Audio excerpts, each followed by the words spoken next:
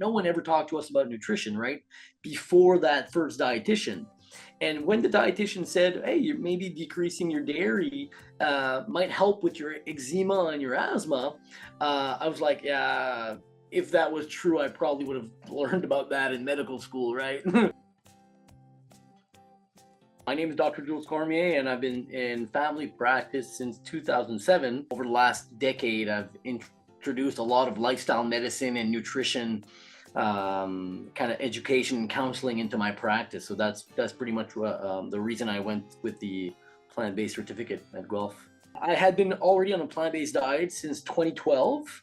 I transitioned for health reasons after learning that my daughter was allergic to milk proteins. A dietitian locally actually instructed us to consider reducing dairy and beef because of my daughter's allergy. My eczema went away, my asthma went away, my urticaria went away. My daughters got better. Both of them were diagnosed with the same conditions. And within about a year, we were on an almost whole food plant-based diet, right?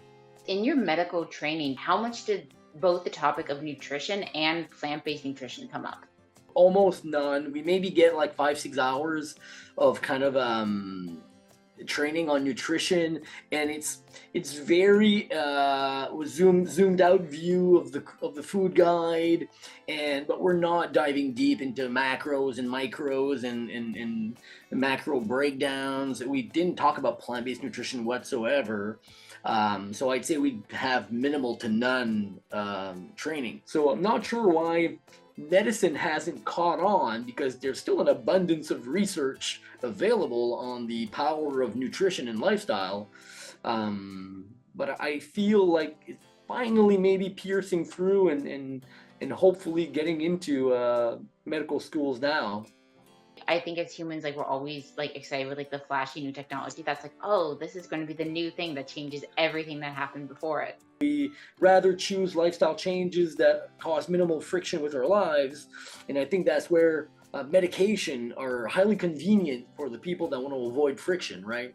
What is the connection between skin health generally and diets? I would definitely hypothesize that the microbiome plays a central role in how a healthier diet reduces inflammation and reduces immune response, and then subsequently reduces manifestations of asthma, eczema, urticaria, angioedema, all of these related conditions, right? The simple equation is you consume prebiotics, which are fiber, polyphenols, resistant starches, and omega-3s. These serve as food for our gut bugs, and the gut bugs, we call them probiotics. Now, these gut bugs ferment these prebiotics, their food, and then in consequence produce postbiotics. They also reduce inflammation, they cross the blood-brain barrier, and then they act on endocrine function in other cells in the body, which then there's a cascade of chemical reactions that leads to lower insulin resistance, decrease in cholesterol, decrease in blood pressure, decrease in inflammatory cytokines or inflammatory markers, and I mean that manifests in your skin as less rashes, in your heart as less atherosclerosis, in your mind as these compounds cross the blood-brain barrier. We see people have improved cognitive function, memory, less mental health issues. We see ADHD, concentration, attention disorders getting better. What are some of those other like policy changes or institutional changes that you think are going to be really crucial in like helping the broader food environment? I think we have to start somewhere, and starting with ultra processed food would probably be the best bet first, and just making more fruits and veggies available, right? Just fruits that are convenient and they can be picked up and carried.